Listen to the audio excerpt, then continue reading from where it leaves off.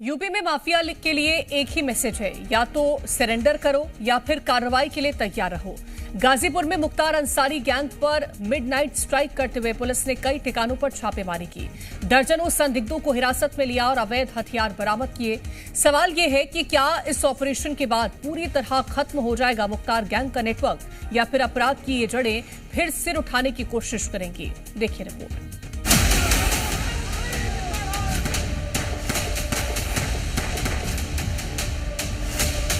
वो माफिया प्रदेश में नहीं चल सकते। माफियाओं को तो हम पहले ही विदा करा चुके हैं प्रदेश से। अब उत्तर प्रदेश में माफियागिरी नहीं चलेगी।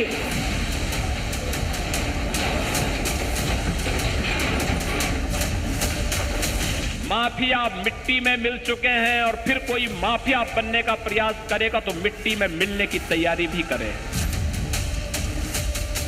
यूपी में ना तो माफिया चलता है, ना माफिया का गैंग।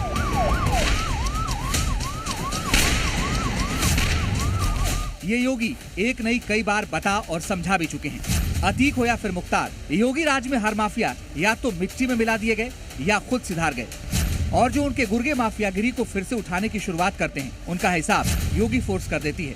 ऐसा हिसाब एक बार फिर किया गया माफिया गैंग पर, जिसमें मुख्तार गैंग के खिलाफ मिडनाइट ऑपरेशन चलाया गया। ये ऑपरेशन हुआ मुख्तार के गढ़ गाजीपुर में, जहां मुख्तार की मौत के बाद फिर से उसके खौफ को जिंदा करने की कोशिश हो रही थी। बस फिर क्या था, योगी फोर्स ने प्लान बनाया और कर दी मुख्तार गैंग पर बड़ी स्ट्राइक।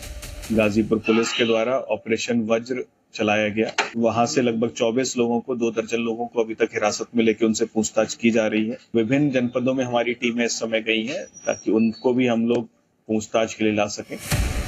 गाजीपुर में मुख्तार गैंग में योगी फोर्स ने ऑपरेशन वज्र चलाया, जिसमें 12 पुलिस टीमों ने इस गैंग के 61 सदस्यों के ठिकानों पर छापेमारी की, जिसमें से 24 लोगों को हिरासत में लिया गया। जिसके बाद अब गैंग के सदस्यों की अवैध संपत्तियों, असलहे, आपराधिक गतिविधियों और उनके आर्थिक स्रोतों की गहन जाँच की जा रही है। इन सब के पास से 90 असलहे बरामद किए गए हैं। ये वो 61 लोग हैं जिन सब के पास असलहा थे, और इनके असलहों पर विभिन्न स्तर पर कार्रवाइयां, निलंबन या निरस्तीकरण की हुई हैं।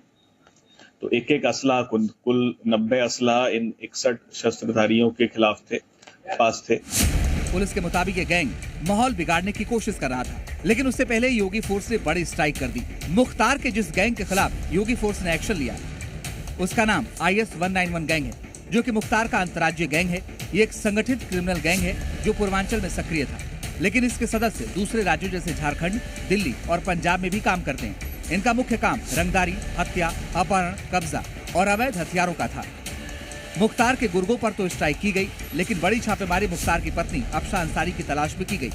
अफशा अंसारी की तलाश में पुलिस ने मोहम्मदाबाद में बने घर पर दबिश दी।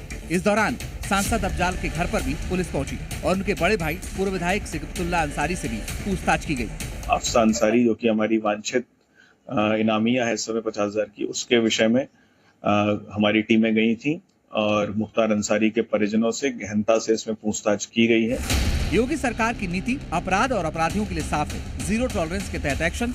ऐसा ही कुछ मुख्तार गैंग के साथ भी किया गया। माफिया मुख्तार अंसारी के अपराधियों के किले को योगी प्रशासन ने बीते कुछ सालों में नेस्तनाबूद करके दिखा दिया है, और एक बार फिर इस ऑपरेशन के तहत गैंग जो अपने पैर पसारने में लगा था, उसके पर भी कतर दिए गए हैं। ब्यूरो रिपोर्ट, जी मीडिया।